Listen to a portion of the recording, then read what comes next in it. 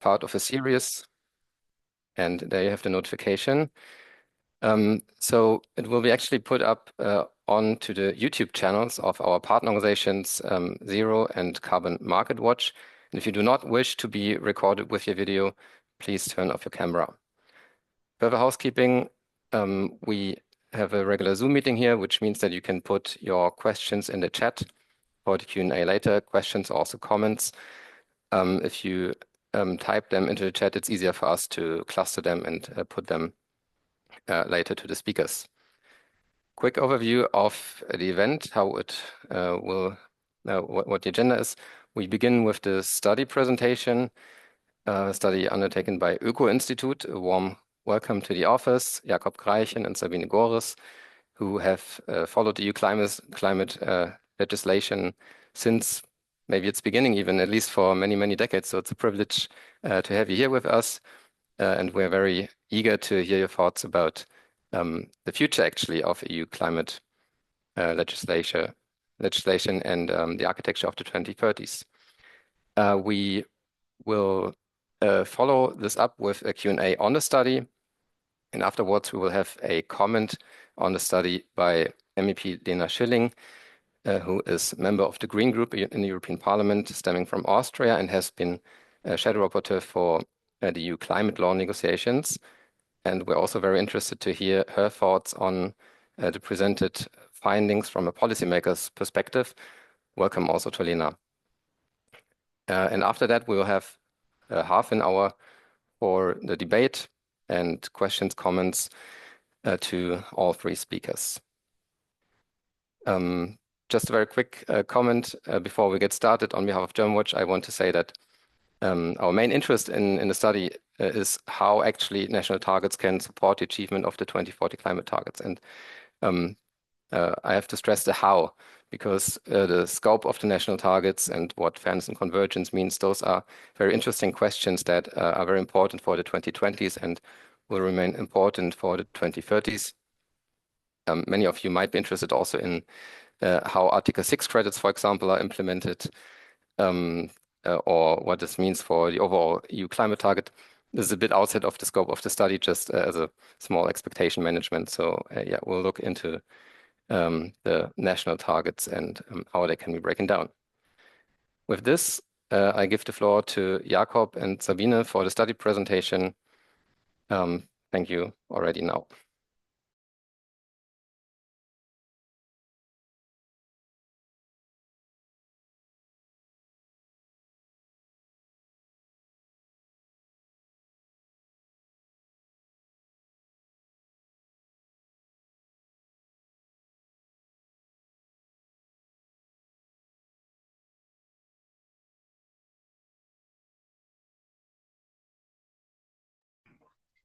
Sabine, you're still on mute.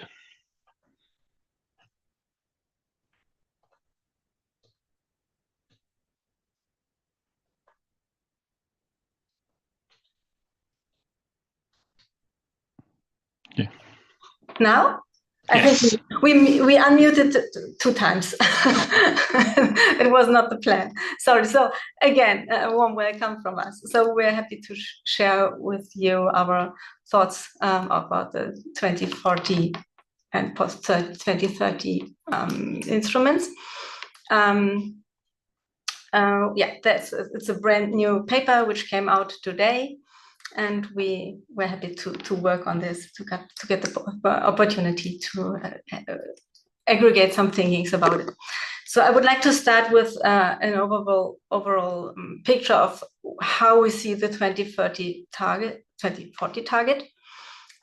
So we know it's a 90% reduction target versus 1919, and this translates into an 85 domestic net target with a possible use of up to 5% of international certificates. It is still unclear how these Article 6 certificates will be included in the climate architecture. This is something which is out of the scope here, but we had to work with some assumptions. And so we said, okay, the EU climate policy will be designed to achieve an 86% domestic net reduction. And the Article 6 certificates will be divided into 4 percentage points to be used for EU-wide target achievement of the 90% accounted net reduction, and a 1 percentage point reserved for member states, which can be used for national targets. This is just an approach, one of several others which are possible, but we wanted to work with some numbers, and therefore you have to do these assumptions.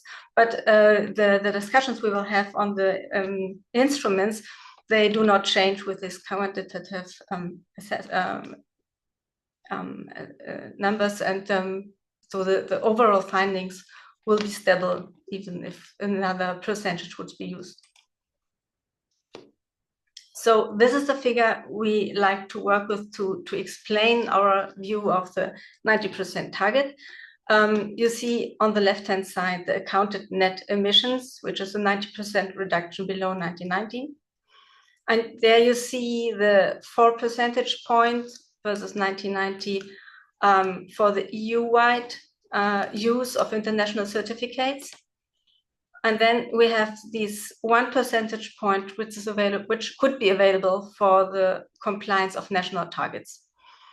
This altogether brings us to an 85% reduction, domestic net reduction compared to 1990. On top of these, we have the carbon removals, which are the natural ones here in green, and BECS and DACs.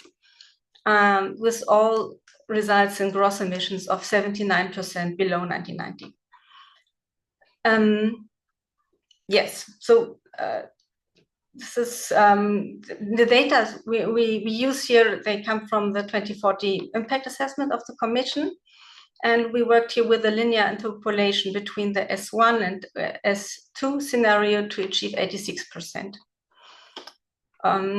Important to say that we focus here on the 2040 situation, considering that the pathway is equally important to 2040, but here we focus only on this point. So then we generally thought about design options for national targets post-2030, and there are 8 possibilities we saw on how these targets could be framed. And it's a bit colorful to make it a bit easier to understand the definitions or also the differences between them. So the blue ones are the gross emissions targets, the green one, the gross removal targets, and the yellow ones are net emissions and removal targets. The first option is A, the continuation of the current systems. So that there you have ESR targets and the LULUCF targets as national targets.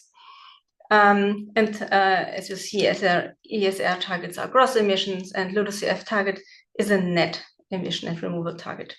And the ETS2 is completely in parallel to the ESR. Then we have the second option, the reduced ESR. This continues only for emissions outside of both ETS systems, so it would be mainly agriculture waste, non-CO2 emissions from energy combustion, fugitive emissions, and F-gases. And this could also be combined with targets for the LULUCF sector. This is one thing we developed throughout the paper, that targets could also be combined in different ways. So I will not state it every time. The third option is an economy-wide target for gross emissions.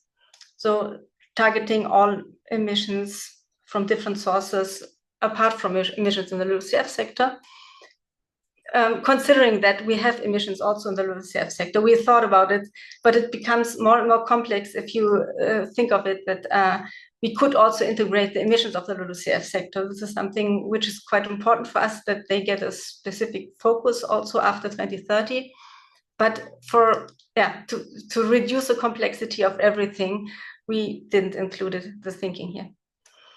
So then we have a net removal target, the D option, targeting natural net removals and gross technical removals. And then the E option, the AFOLU, which is always discussed again and again. It's a combined national target for agriculture and LULUCF. In F, we have the net economy-wide targets. It would be the return to Kyoto-style targets for member states, covering net emissions, including natural and technical removals. And the G version is something which is more diverse. So it's a climate target for specific sources and sinks. These could be based on gross emissions, like sectoral targets, e.g. for agriculture or transport sector, or on gross removals, like a potential new target for technical sinks, so for bio-CCS, DAX, etc. Yeah. These are the options we thought of, and we quantified in the end based on the 2040 assessment of the Commission, as said before. There you see here on the left-hand side the total emissions, the total gross emissions, which are covered here via the LULUCF regulation. Here we have ETS 1, ETS 2, and the effort sharing regulation. So this is, in fact, the version A, covering all emissions and removals. And here they are displayed again, and for effort sharing and for net LULUCF. Yes, just to get the quantification of that. Then you have here the other options, always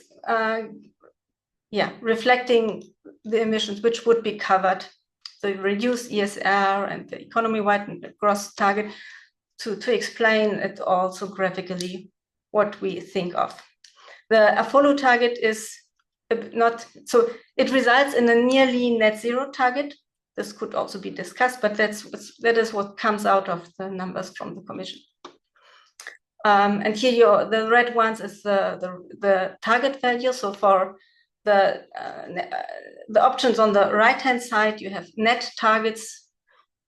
So they are marked with this red target value line where they result in. Okay, this is this. And we also thought about this Article 6 quantities, which could be used for national targets. So I already said we have this assumption that of 1 percentage point of 1990 emissions reserved for national targets, which are 47 million tons. Because in the ECL review in 2027, it needs to take into account the flexibility for member states to use high-quality international credits to fulfill up to 5% of their post-2030 targets and efforts.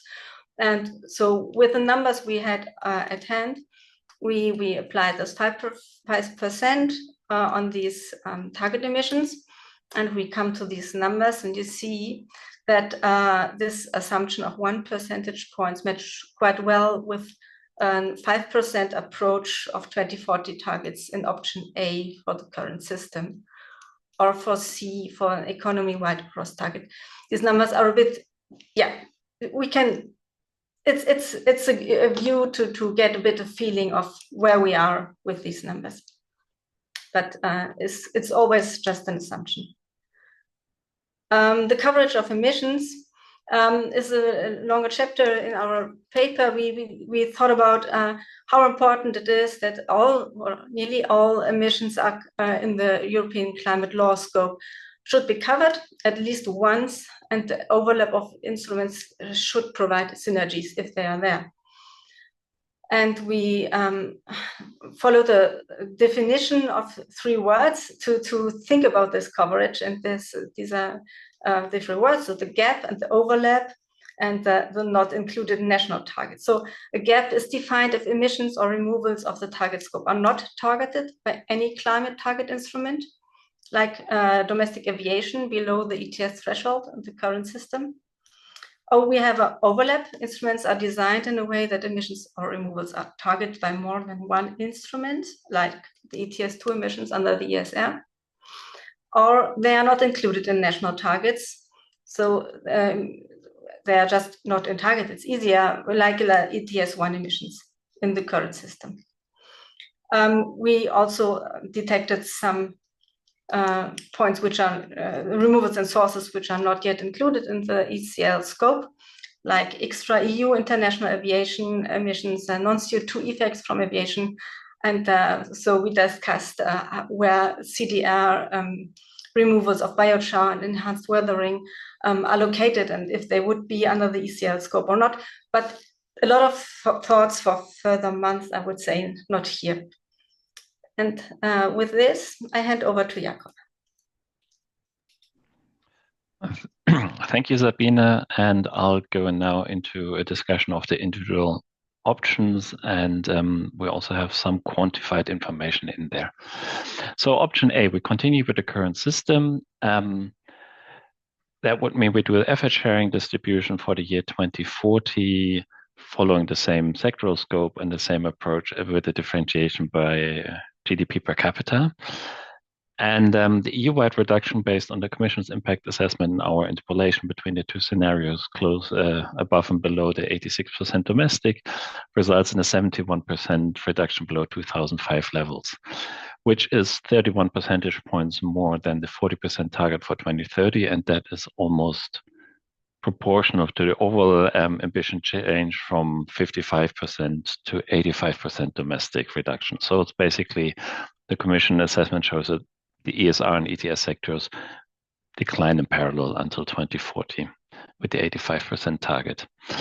Now, when it comes to distributing the targets, the 71 total across member states, there are two options how this could be done. Either we continue with the current parameters. This is what has been done for the 2030 target, both the original one, but also for the Fit for 5 recalculation ambition increase, where all parameters have been held constant and just the GDP per capita and the ambition level have been changed.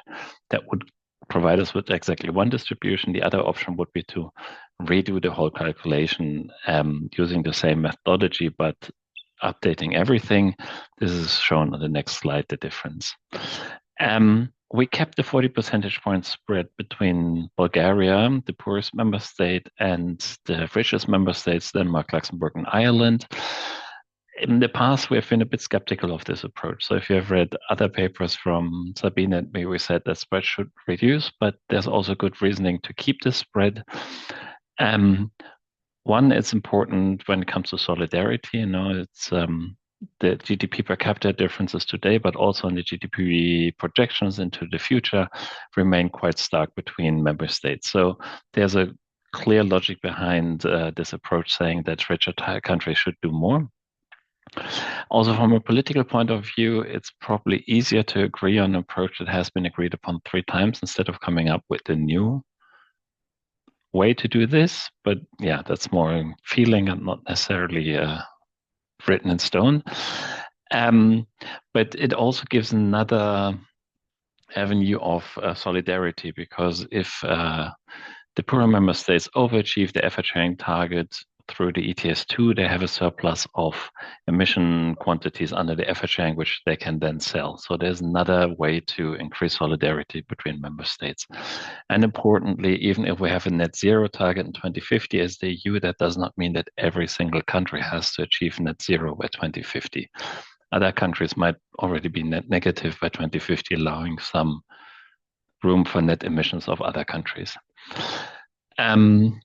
But if we keep that high spread between member states, the ETS2 has an even more important role, because this is the one that then ensures that there's also the contraction between member states, so everyone is going down on the pathway towards net zero, even if not everyone with the same speed.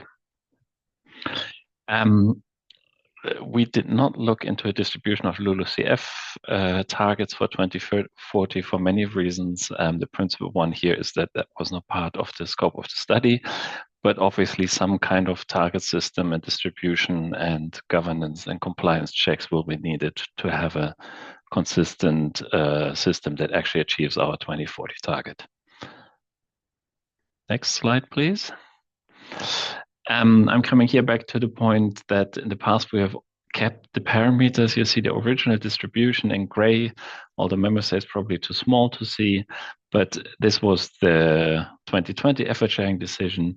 And then for 2040, the orange and the blue lines, these lines have just been shifted in parallel to a higher ambition, but the slope has remained unchanged. And what you can see is, especially now in the blue version, the richer member states are all not on the line anymore, but basically everyone who's above roughly 110, 120% of GDP per capita has the maximum target, because that was the limit set. Nobody does more than 50% below 2005.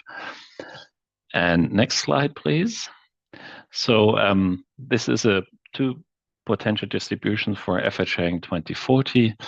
And in blue is the version where we keep the current approach. And in red is if we do the distribution recalculated, including all the flexibilities that some member states have received. For example, you can see Malta is much higher, and also Ireland, than they should be with the target. So they have a less ambitious target than they should have based on GDP per capita. This is due to their specific national circumstances, Malta being a small island state, quite far away from the rest of the EU, and Ireland with a high share of agriculture. And you can see the very similar results for most member states. If we do a full recalculation, then the middle income member states would have to do a bit less, and the poor and the richer member states would have to do a bit more, but it's not a principal difference, and both approaches would work. With the recalculation, obviously, it gives us flexibility also to have smaller spreads than 40 percentage points, which would not really be possible if we'd leave all parameters unchanged. Next, please. Option B is this reduced effort sharing regulation, where we say it only covers emissions outside of the ETS 1 and ETS 2. So following the original logic of the effort sharing, everything outside the ETS extended to the ETS 2. And the interesting thing here is that this would evolve into an agriculture effort sharing over time. You can see on the left, the top pie chart is the non-ETS emissions, so effort sharing without ETS 2 in 2019, and the blue section is agriculture. And you can see a pretty large orange section in the bottom, which is other energy-related emissions outside of the ETS, and green, the industrial emissions. And these emissions will decline together with the ETS. Yeah, so the other energy-related emissions, part of that is fugitive emissions, for example, from gas pipelines. If we reduce gas consumption, and also the leakage will reduce, of course, but we'll assume that also in agriculture and diesel and other sectors which are not covered by the ETS2 trains, I mean, emissions will decline with the general decarbonization. So in 2040, 3/4 of the effort sharing emissions are in the agriculture sector. The largest remaining block is then waste. Waste is already quite effectively addressed under the Waste Directive, and F-gases, which is also quite effectively addressed under the F-gas regulation. So it would basically become an agriculture-only effort sharing. And there the question is effort sharing, as we know it today, with the GDP per capita distribution and things like this, a useful approach to address agriculture? We don't believe so. It might be an interesting option if we have a full integration of ETS 1 and 2, then it might become more relevant. But at the moment, would say it is not an option worth looking at. Next slide, please. So option C is if we're looking at economy-wide gross emissions, emission targets. This is a bit new. We had that under Kyoto already, which had a bit of an element of GDP per capita also in it, but we basically followed here an approach which is very similar to the effort sharing distribution. We set these economy-wide gross emission targets using a GDP per capita. There could be other approaches which could be used. For example, share of hard-to-abate emissions. That, of course, first leads to a discussion what is hard-to-abate. You hear different things. I always say there are 3 criteria to define hard-to-abate. It's either technically hard, for example, process emissions in the cement industry. It's very expensive, for example, e-fuels in aviation. That's possible, but expensive. Also technology, a bit hard. The third one is politically expensive, and that's agriculture to a large extent, because emissions are linked to the number of animals, which is linked to the way we eat. And of course, it's a very contentious sector, and addressing this is very costly from a political point of view, but not from the cost of abating emissions or from the technological side, because reducing number of animals doesn't require much technology. So you could also do economy-wide gross emission targets based on hard to abate emissions or other criteria. We here give an example how to do it based on GDP per capita. An important choice is what year do you use as a reference for these economy-wide gross targets? We could use 1990, which would be consistent with the European climate law. This gives a big advantage to those countries that underwent the economic restructuration, former Eastern European countries.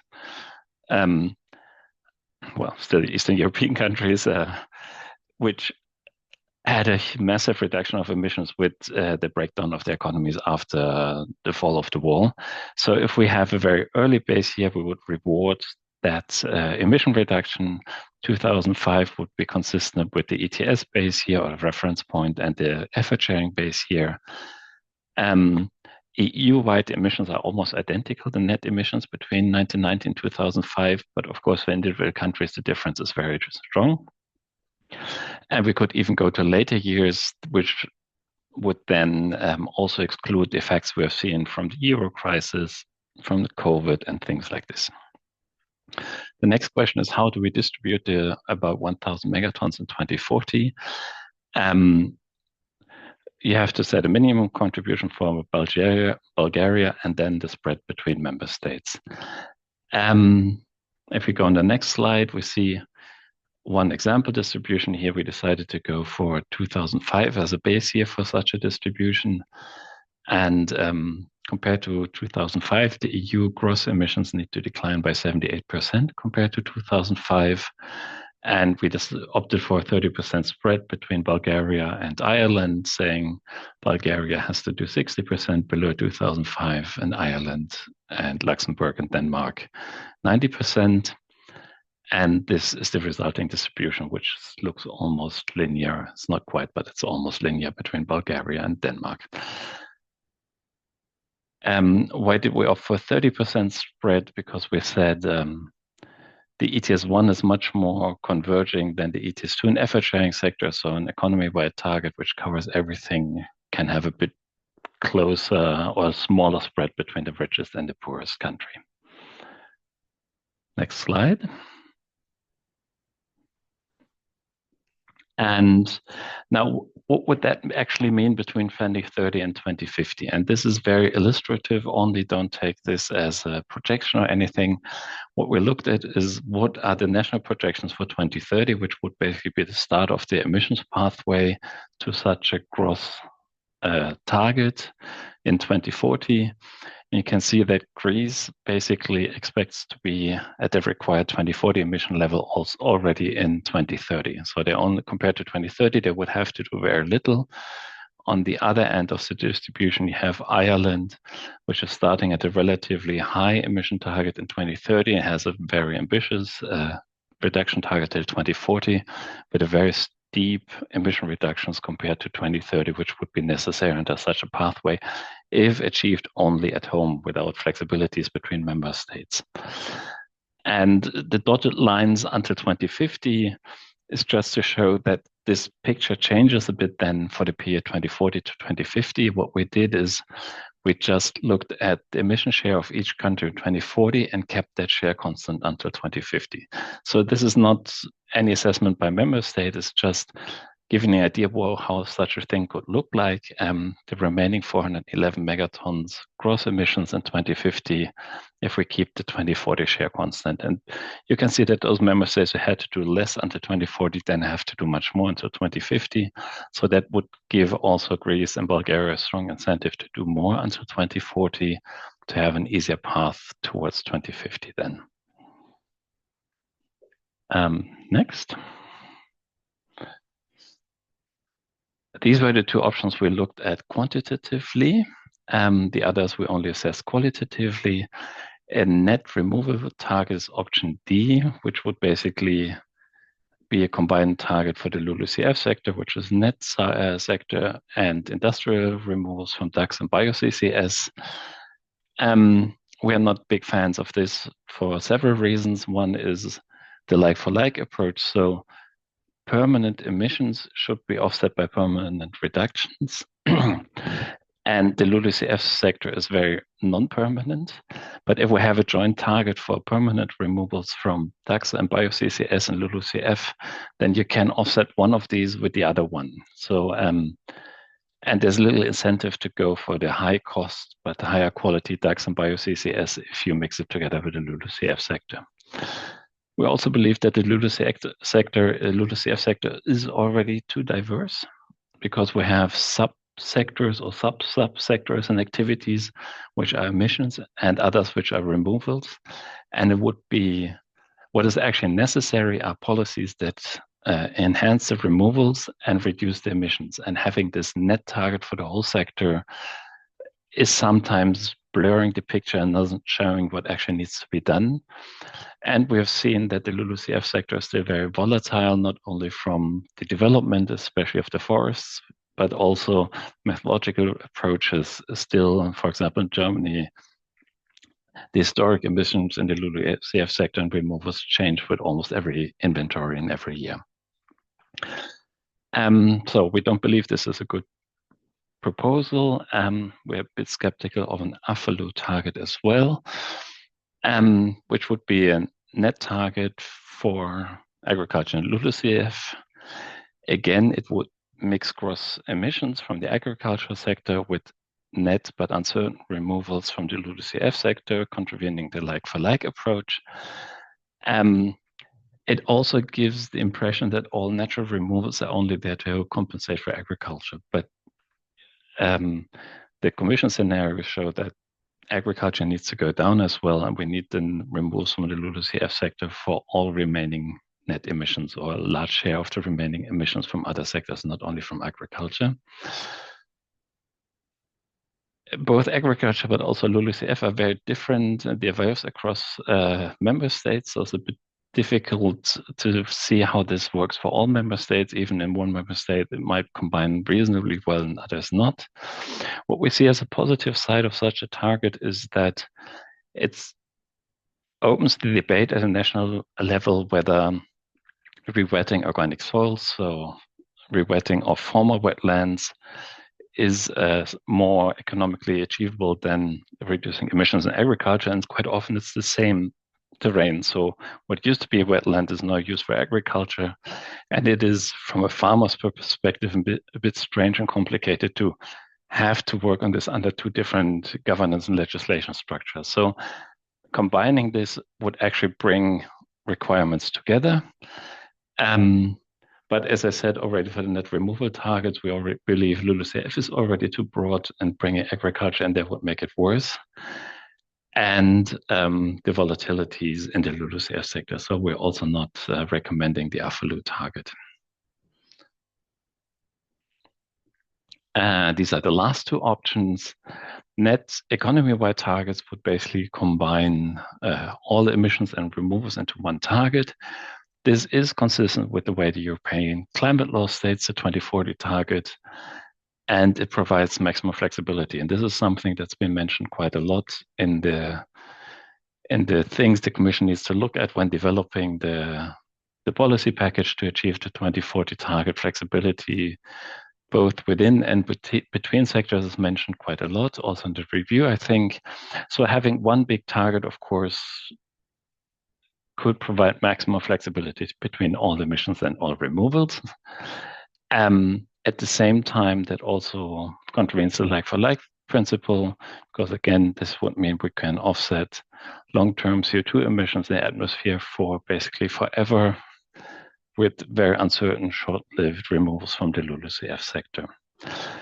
To alleviate that, such a national economy-wide net targets could then have sub-targets for emission reductions or for removals. That would take away that fear a bit, but at the same time, we're then moving towards gross targets, because then we're setting emission targets suddenly, and that's then not really a net target anymore, but more gross target. And the last option is if we're not doing climate targets per se, but more looking at specific sources or things, We, of course, would have to have a lot of different regulation, and we have some of this already in examples. For example, with the Renewables Energy Directive, that is not an emissions target, but at the same time has had a very big effect on emissions from the energy sector. The F-gas regulation, the Waste Directive, similar, they do not directly restrict emissions of greenhouse gases, but are designed in a way that they're quite effective in reducing emissions. Of course, that could be a very effective approach, at least for some sectors. That would then be based on other parameters. For example, we could also then discuss in investments in certain technologies on areas reforested, which takes time to have an effect in the inventories and in actual removals, because it takes time for forests to grow. There are almost infinite options here, and that could be designed in a way that works. There are also pitfalls. We are not delving much deeper into this. But this is probably the most complex approach to setting 2040 targets. I haven't read the chat, but I see it here in quite a few questions on the ETS, and the study says ETS national targets. Will come to that now. We believe that national targets and the ETS actually support each other. And we've seen that already in the ETS1. It has been very efficient in reducing, or effective in reducing emissions. They have more than halved since its start 20 years ago. But we do know that this was not only due to the ETS. Renewable energy has played a huge role in reducing emissions from the energy sector. But prices for renewable energies were a few hundred euros per ton of avoided carbon in 2005. And the ETS price was at zero once, but then around 20 euros per ton. So renewable energies would not have entered the energy market without other policies. So it's not been the ETS1 by itself, but it was the combination of carbon pricing and other policies that drove down emissions. And similarly, the ETS2, if we look at all the scenarios which assumed that the ETS2 alone will bring down the emissions, they had very, very high carbon prices, several hundred euros per ton, whereas those scenarios that include measures by member states and the ETS price had much more acceptable prices of 100, 150 euros, which were still too high for the current situation. But it showed that the ETS2 will only work in combination with strong national action to keep ETS prices at a reasonable level. National targets also help to ensure solidarity and ability to pay between member states to reflect national circumstances. The ETS does that to a much smaller degree. We have some redistribution of auctioning quantities in the ETS1, and we have the Social Climate Fund in the ETS2. But still, the national targets are much more flexible to account for national circumstances. And that's quite important, national targets give national governments an obligation to act. And the effort sharing regulation, for all its faults, has been quite effective in pushing national governments to adopt climate laws, to take action, even if not enough. And I believe they have done more due to the effort sharing than they would have done without it. Of course, then you can say the economic inefficiency is the textbook version would be in CO2 price for everything and nothing else. That can be alleviated to some degree if you have flexibilities between the different instruments.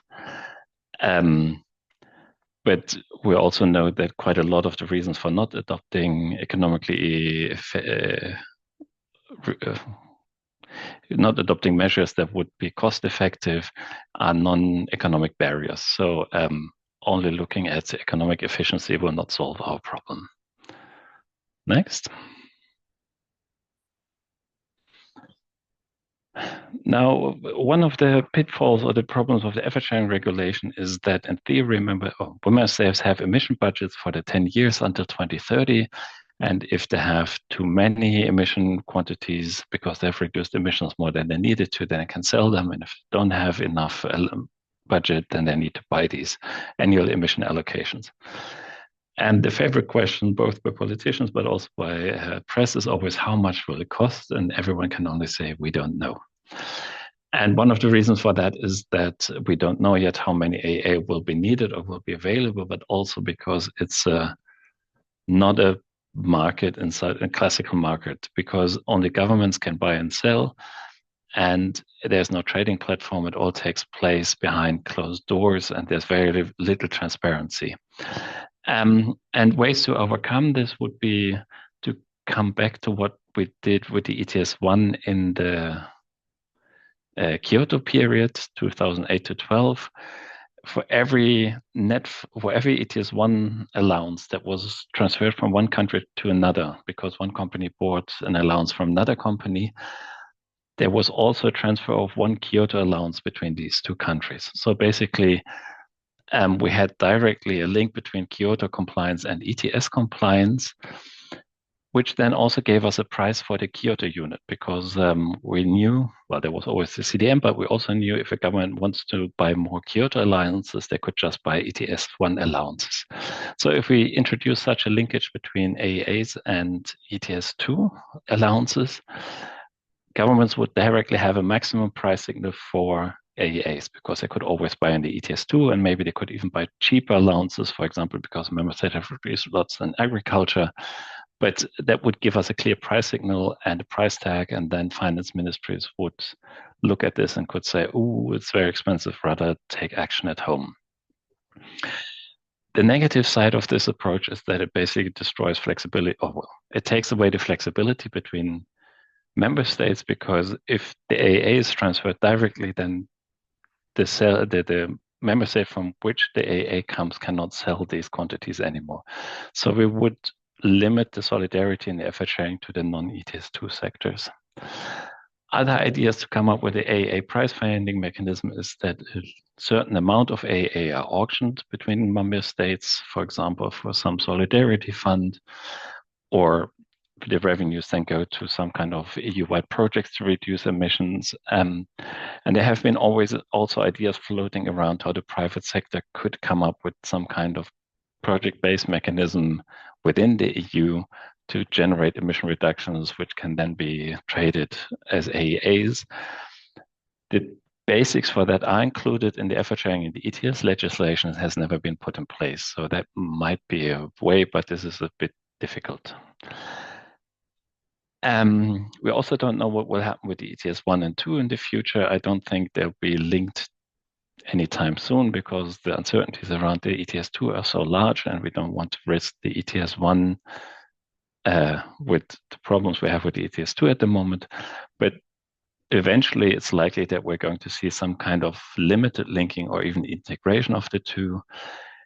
An effort sharing style national targets in the current scope with the linked ETS 1 and 2 would not work anymore, because then in ETS 1 and 2 we have this trade between road and heating sector, which are covered by the effort sharing, and the electricity and industry, which are not in the effort sharing. That would not really function, or would make the system very complex. So if we believe there's a foreseeable close integration of both ETS, then probably national targets are better than is our today's style targets for the future.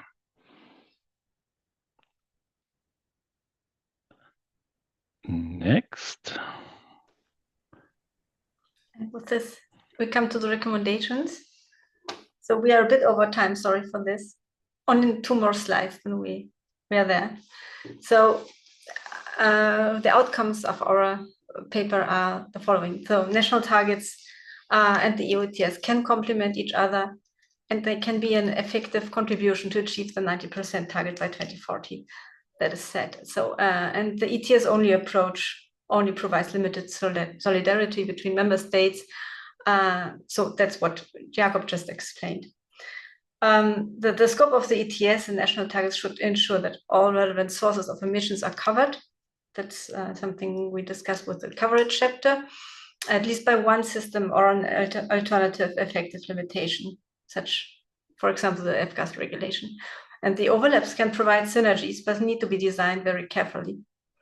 The emission reductions are key to ensure the achievement of the 2050 net zero target and negative emissions afterwards. The contribution of natural and technical removals is important, but very uncertain. So it's not, they have to be included very carefully for the target setting. and it's important that they should include a clear minimum emission reduction requirements to ensure the direction.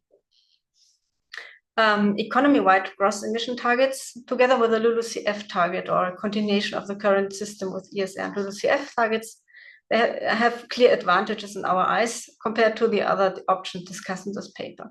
So a reduced effort sharing system would evolve into an agriculture-only target over time. And as agriculture is one of the most politically charged sectors and emissions are very unevenly distributed across the EU, I made just a small comparison also to get a feeling about this. It was very interesting. It would be very difficult to agree a distribution key for national agriculture targets. Net targets containing emission reductions and removals, they contravene the like-for-like principle because they conflate short-term and uncertain removals from the land use sector with permanent greenhouse gas emissions. And the last point about flexibilities, we thought they can can be provided by the scope of the instrument. So if an instrument is very broad and it's by nature, there's a lot of flexibility where you reduce an emission. They can also be provided between instruments and through the use of international certificates. So it's always important to differentiate very carefully about which flexibility one is talking.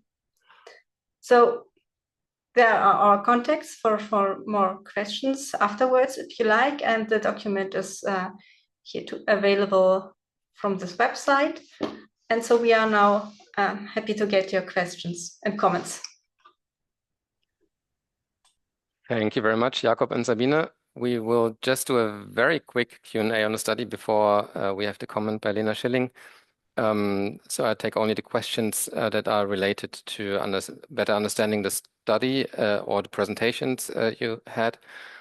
I'll start with the one on flexibility for member states, why you assume that only 1% of international credits are to be used, as this is a big open question left for the 2030s climate architecture.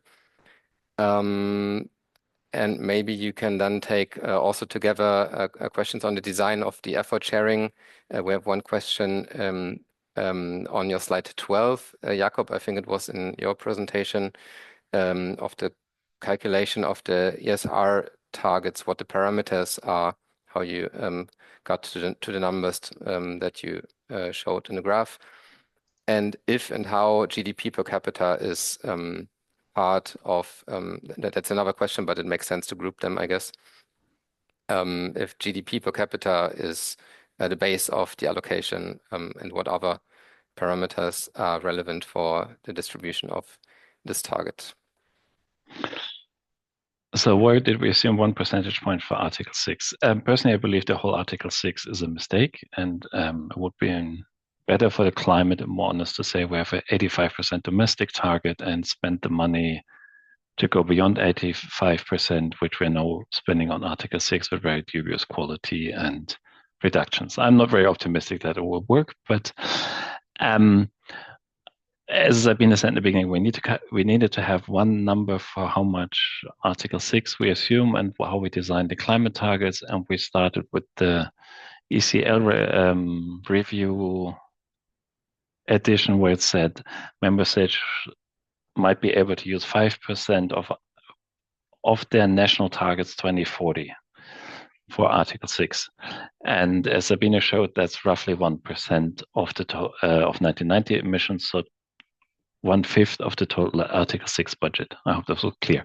That is a choice we made to do these numbers. We could also have said, oh, Article 6 is under reserved as a fail-safe. We designed the policy on 90%.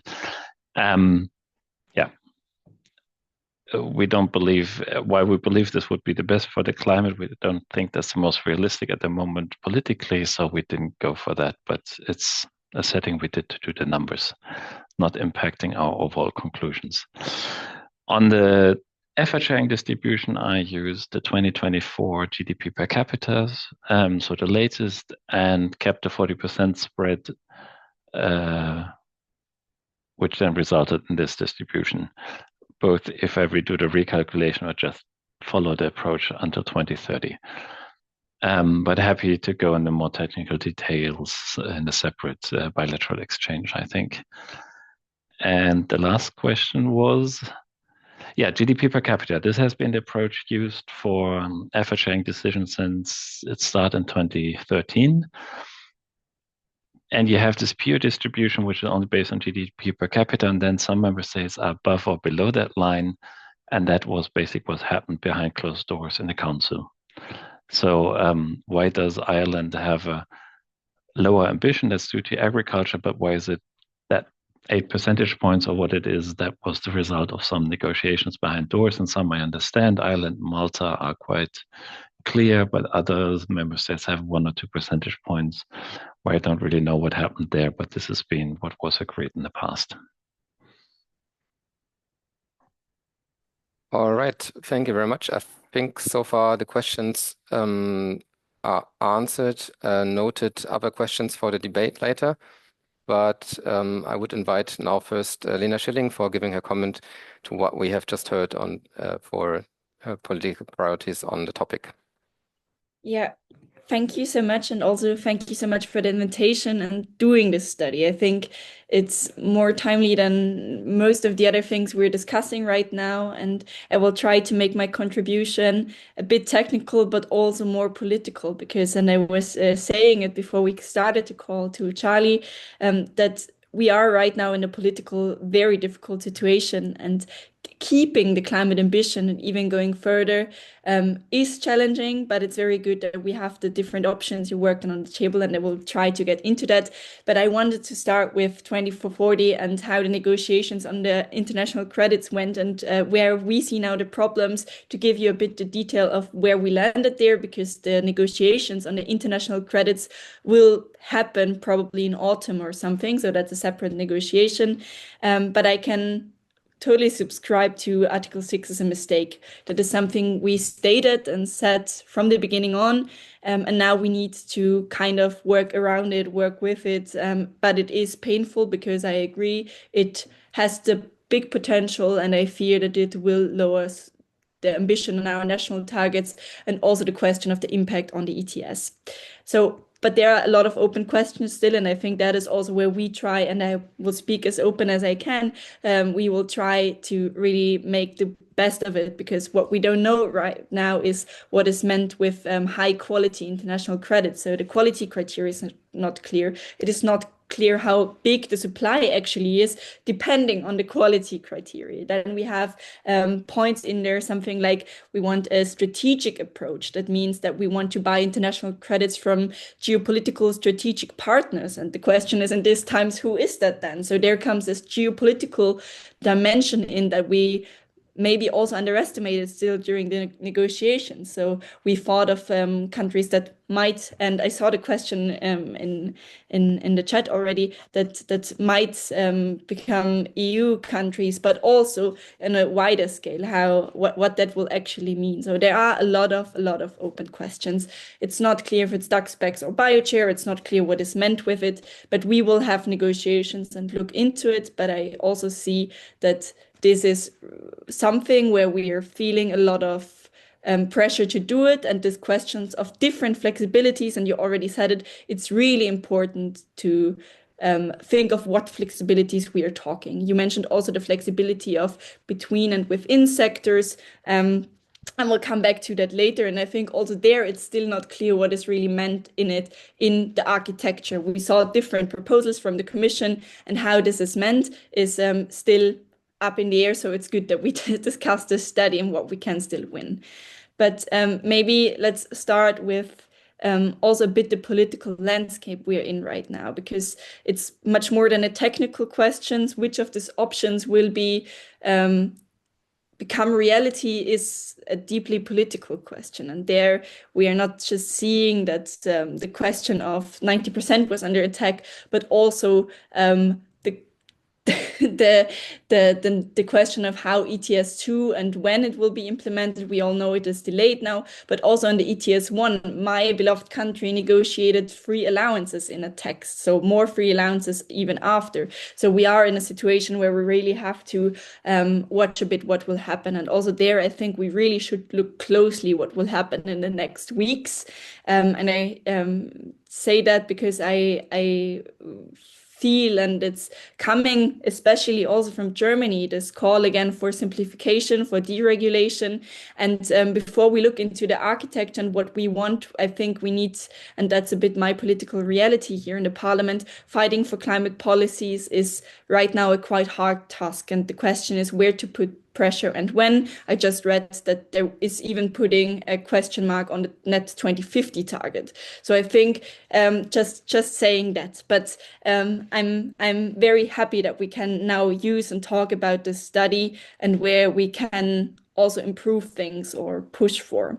I think let's start with the bit skeptical options, and I'm much in favor of the recommendations you gave, because I am quite skeptical about the reduced ESR option. I think reducing emissions from road transport and so on is as important, and as you also mentioned, I think it's key that we keep ETS1, implement ETS2, and discuss and have strong national targets, because we know which sectors they are where we need to put even more pressure. And even when we have national targets implied, that would mean actually that the ETS2 prices would go down. So I think there my key point is also for my political stand that the ETS2 price will never be enough to trigger all of the different sectors and to trigger all of the different things we have to push for in the past. So yes, we need to implement ETS2, and this will be crucial and it will be not easy, but we also need national targets.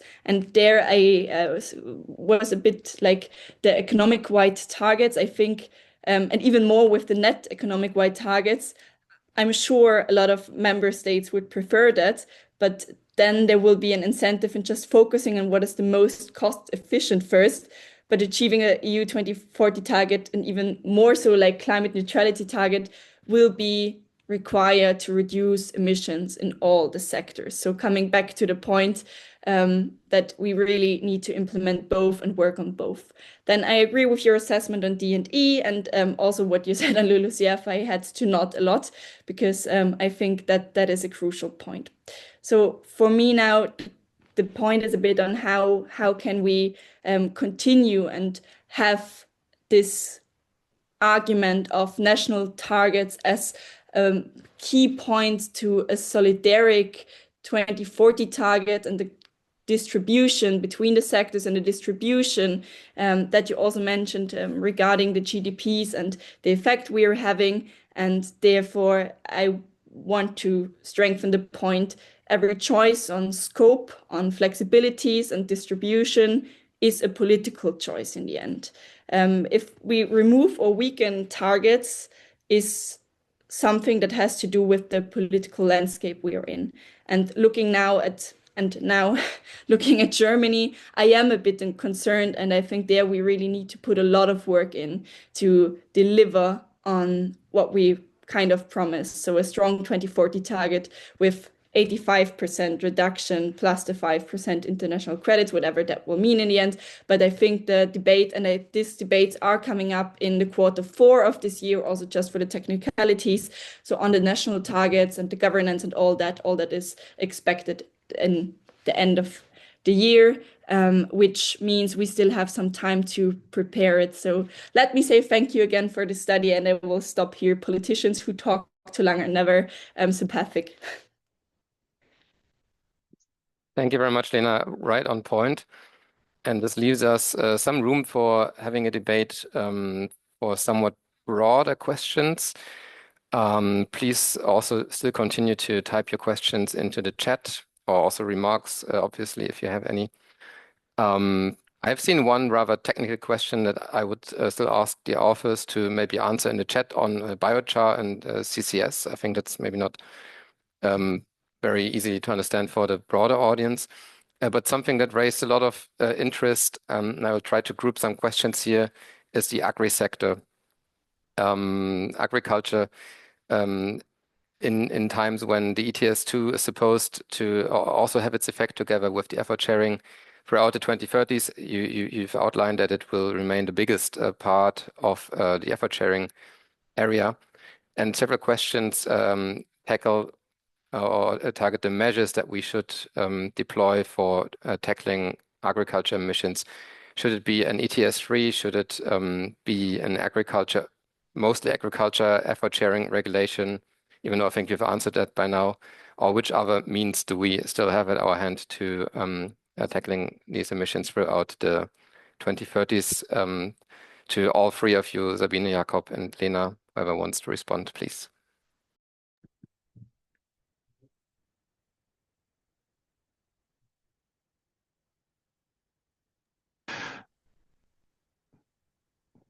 Nobody wants to go first. Well, in theory, the EU has this massive instrument with the common agriculture policy. There are billions of euros which are used to support agriculture, and it follows many purposes, but climate change is not very high on the way the gap is designed. So if there was the political will to do so, I think the reformed CAP could achieve a lot in the agriculture sector. And of course, we all know that emissions in agriculture are directly linked to animals. So if we reduce the number of animals, we would also reduce the emissions in agriculture. And this is politically extremely complicated.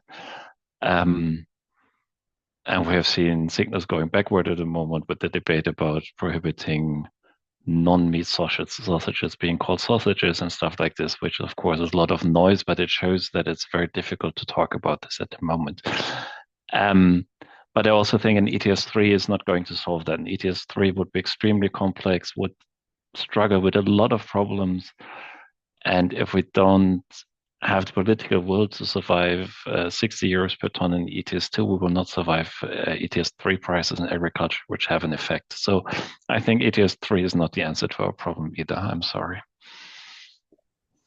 I strongly agree with that, and also it would be politically never feasible. I think you are very right with the common agriculture policy, but also there is a big fight ongoing right now, as you can imagine. And there we really would need a lot of, I think, to solve agriculture, we would have the tools, and it is indeed about the political will, and this one is lacking a bit in the moment. In case, Sabine, you don't want to add anything, I would then go to the next question, which was put to the chat earlier on the scope in terms of member states. Actually, we know that we, until 2040, it's a long way still to go. And we might have a bigger EU by then. How should we account for that within the 2030s climate architecture? Obviously, it's not a part of the study scope, but how should you prepare for that? Any suggestions by any of you?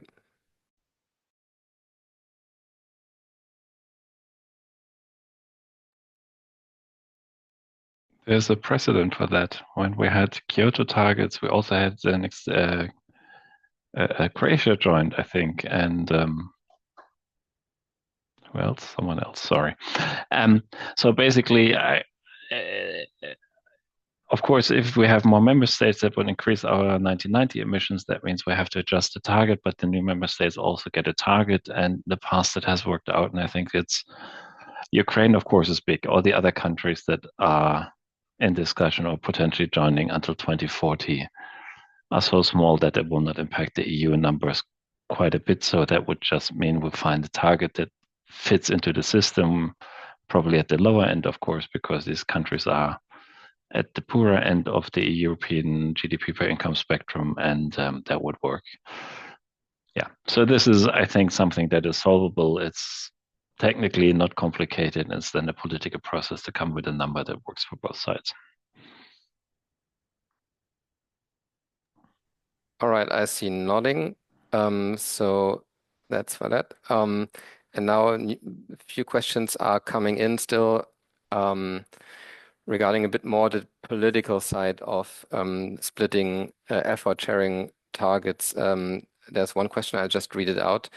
Isn't there a risk that ambitious reduction targets could be met with resistance from countries such as Hungary, the Czech Republic, Slovakia, Poland, and that in order to maintain EU integration in the current geopolitical situation and amid rising populism in Europe, the targets will be watered down? There is definitely risk. I think that is what I try to say and what I try to also point out. We are in a situation where, and that's also, we talk about that already for 2 years, that climate is not a very important topic anymore in elections. So what we see is that member states don't have that much pressure to deliver on their targets, to commit to strong climate targets. We see, and also there, I mean, we have a US president that stepped out of the Paris Agreement. So the 1.5 degrees is something that was and is extremely important for us, and it's also binding. But at the same time, a lot of populous countries, Hungary and so on, are all the time and every time we are discussing it, of course, pointing out that the geopolitical situation has changed. But there, and I think that's what we have to do with the risk. We have to see it, and we have to prepare a strong counter argumentation to that in the countries where we have impact. So I think, yeah, there is a risk, but it's not lost. And I'm really thankful for this study to show a bit, okay, on a technical scale, how can it be done, where we are standing now, because this political discussion is often far off any factual debate. But there I think, and that's really, I believe it, we still can win and succeed on climate policies. And therefore, for me, 2040 was really huge. And it was, I mean, I know nobody of us is a fan of the international credits, and we all thought it should be stronger and all that. But it is a success that it is there. And it was hell of a fight to get there. When I was following what is happening in the council, where then suddenly it's coming up with the ETS free allowances and negotiations till in night, and it was not clear if we can deliver on it. So I think 2040 in this political time was a good sign that we can still achieve things. Far from perfect, not enough, all agreed on, but I think still there is this perspective of we can deliver on things, but we have to work hard, we have to be disciplined, we have to push for it, and we should not step down on it. And I mean, then we can actually really achieve things in the alliance of pro-Europeans. Maybe to add, what is the alternative? Well, first of all, I find it quite encouraging that the national targets were in the Commission proposal for 2040, and as far as I could follow, it was not debated or it was not questioned in the Council. So there seems to be a willingness for national targets, also that the review includes looking at national targets. There is obviously interest in national targets by member states, but also what is the alternative for Hungary, for example? If we do everything by ETS, they will have a flat target, which is much more complicated for the population than a national target, which is differentiated according to capability. So unless, of course, we change the overall ambition, and that's a fight that might come. But as long as we stick to the 85% domestic, national targets are a better answer to Hungary than ETS only. I have the perfect follow-up question to that. If we have a set target, what are actually the best means to deliver solidarity, or as it is put in the climate law, fairness? Is it actually GDP-based distribution of national targets, or shouldn't there be a much larger social climate fund? Or do you have any other ideas maybe?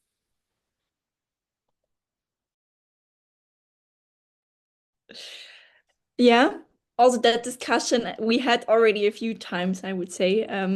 I think the main point is right now, let's start with the discussion of social climate fund. There is an ETS2 implementation group where we have regular talks with member states in the parliament about how this should look like. And let me tell you, there is, or even small changes, even any kind of movement is causing a lot of so I think what we really need to try and need to do is give a bit security in what we want there, because member states are getting very nervous and different ones in different directions. We know a lot of countries want a bigger social climate fund. I would be totally in favor with having a bigger social climate fund, so that's fine. But I think Sabine also wanted to say something, so I will. Yes, I just thought about the flexibilities we have between the instruments. So, and about the parameters we can use, and there are also different lines of things we could think of to open up doors for flexibilities. So, if you think of use of CRCF certificates, for example. So opening up flexibilities if member states use a certain amount of CRCF certificates to open this way up, then they could be allowed to do something else. So, or there's a plenitude of possibilities to reach member states in their different situations. With national targets, I think this is really a key issue we have there. As soon as we know how the big instruments will look like, then we can look into the parameters which can be chosen to adapt better for the national situations, I think. And then there's a lot of possibility to reach out to them.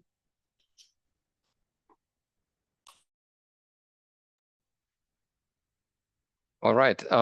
So while we had many questions on the existing effort sharing and instruments, we now have a question incoming on the more, let's say, really innovative part of the study, economy-wide targets. And there's a question on the biggest emitting member state we have, Germany, which has set already a gross emission reduction target for 2040 of 88%. And designing a distribution key, which would need to make up new parameters, etc., is not that straightforward. What do you think? How would the Commission go with that, and how would they consider the existing German national target? I hope I reflected the question right, Martin. If not, please put it more concretely in the chat. But yeah, Jakob already nodded, so he has an answer. I think I know where you're coming from, Martin. So basically, we try to look at this in our study, saying many member states have targets for climate neutrality, some for different years, some have 2040 targets. And of course, the easiest would be to first start with the targets member states have already and look where we get and how much still is missing. No? For Germany, that's quite easy because A, we know the target, Sabine and me, we live here, but also B, it's a clear emission target plus a separate removal target. For many other member states, that's more complicated and would require going really in depth into each member state, how they define their target, how they include ETS allowances, for example, how is it a net target, is it a gross target, and so on. But I think the idea to say, let's try to build upon what member states already committed themselves to is quite good, and from a political point of view, should make it much easier to achieve an agreement. The numbers we have calculated are all compatible with the German law. So our numbers are compared to 2005, the German law is compared to 1990, but doing these calculations, that works, and it would be within the German budget. So in theory, Germany should not have a problem with the distribution I showed today. Sabine. Germany. Sabine, yeah. Yeah, not only has a gross target, it's also there's also a removal target for 2040. So it's an example for a gross and a removal target. In fact, you can add them up for a net target, but it's defined as two different separated targets. I think it's a nice example.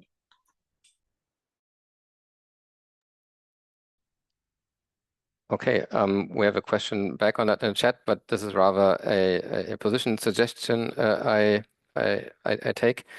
And there is another question that is answered by Jakob in the chat on other parameters possibly used to the effort sharing. With for the moment all technical questions answered, I would also give room for a bigger scope question, which has been asked quite early on in the chat. I don't know if you have any take on that, but maybe. The question is the following. Last week at Davos, the US Energy Secretary said that crude oil production would need to more than double in order to meet the world's energy requirements. what is the likely impact on the ETS, and possibly if you have any take on national targets maybe, but the question is what's likely impact on the ETS market, if any?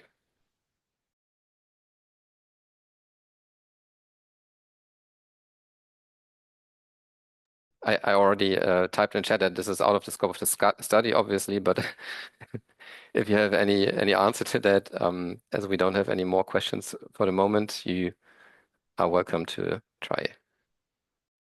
I'm just trying to find the question again that I completely understand what. That's the very first. Okay. There are lots of questions. That's good. And by the way, if I haven't taken your question on board and you're still missing it, please type it in again. But I think so far we've covered most. And yeah. May I? So I read it again and again, and it's quite so to increase crude oil production to meet the world's energy requirements. So I don't know. We have a lot of other studies saying so we don't need further oil. So we need more oil. We need more renewables, and we really strongly hope that we will serve our world with this. And how this impacts on the ETS market, and I don't know. They also need someone they need someone to be who wants to buy this and to use it. That's the main point. And I think if we are clear about this, the future ETS limit of certificates of the cap, then it gives the answer of what happens with this use of crude oil. So, but that's perhaps my very greenish take of this. But yeah, I really like your greenish take on it, and I would also follow with what the U.S. Energy Secretary said is also a political thing that he said. It's not a fact, right? And there we can talk about energy efficiency. There we can talk about different kinds of energy sources. There we should discuss about how to have a bit more independent Europe on all of these different levels, and that they have an interest of profit is nothing very new, something we see a lot. And I think what the impact on the ETS market is like, it would, as Sabine just said, the question is, where do we at which point buy how much oil?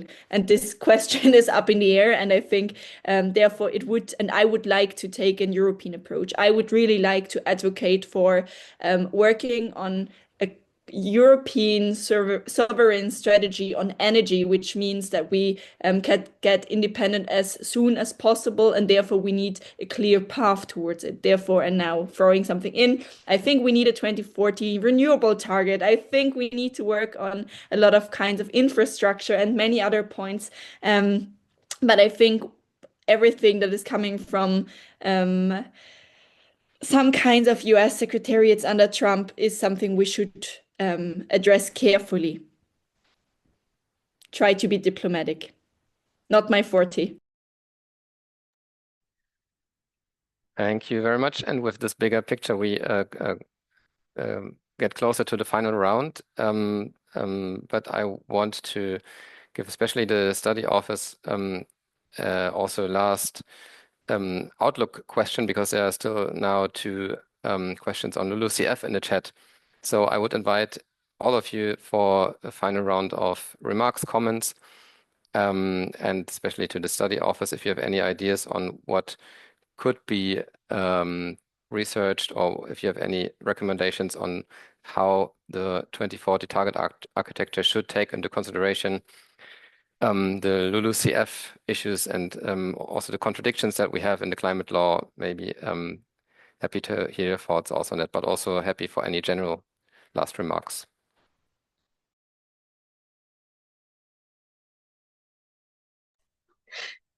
So on LULUCF, there are many. Jakob is gone. So okay. So we have a lot of uncertainty, and this makes the whole situation quite complicated. I would say we have changes in the history, and this also relates to a quite unstable view to the future. So on member state level, on EU level, we know all the challenges of the LULUCF sector due to climate change and to the political need to use wood. The harvesting rates are increasing due to political situations. And we see how the LULUCF regulation struggles to find a good way to increase the natural sink. I was quite clear that for the way the LULUCF regulation tackles first period was really not very helpful to address all the needs we have in the sector. And yeah, somehow the whole sector needs to be achieved with a more detailed approach to really reach out to all the sources and things we have there in the sector. So in the moment, it's a big basket of everything. And this is not very effective in the end. So there needs to be done more.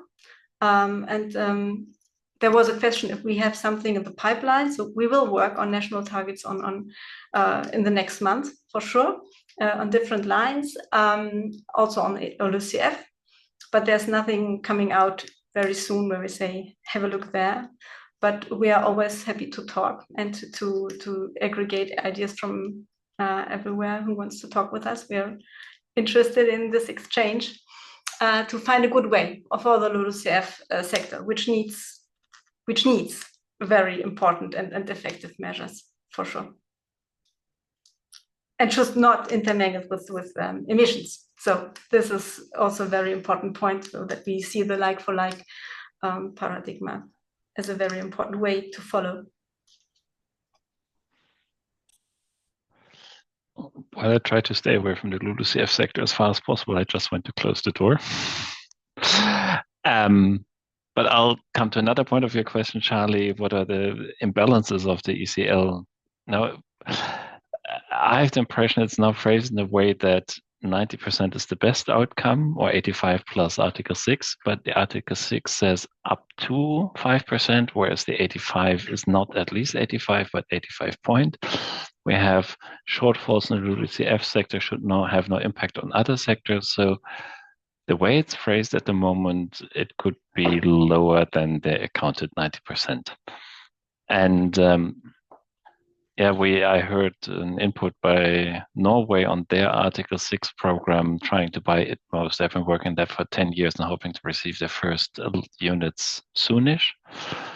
And they say, the number of allowances the EU wants to buy and the high quality, that's going to be a challenge. I don't doubt that.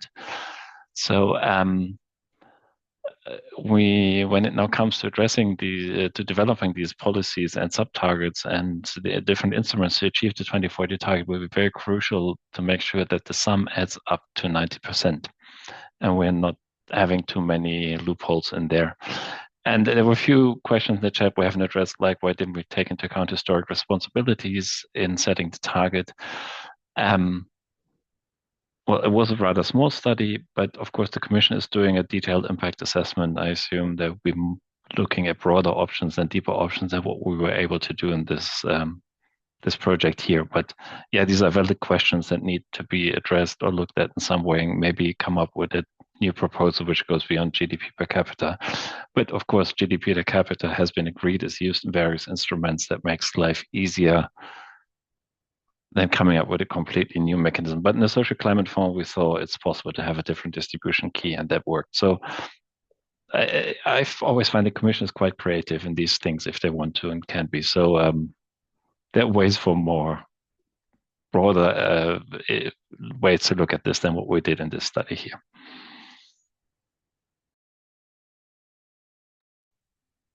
Thank you very much. Any final remarks from you, Lena? I will take the point of we need to work on a post-2030 framework that is adding up in 2040 to a degrees of 90% emissions, and this is still the goal. And we now need to look into how to design this architecture to do our best job.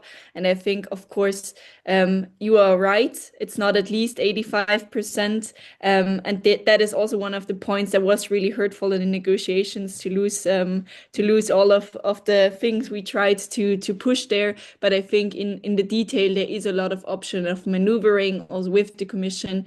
On LULUCF, I think that will be, I always try to stay far away from LULUCF. No, just a joke, of course. But I think this will be quite a debate.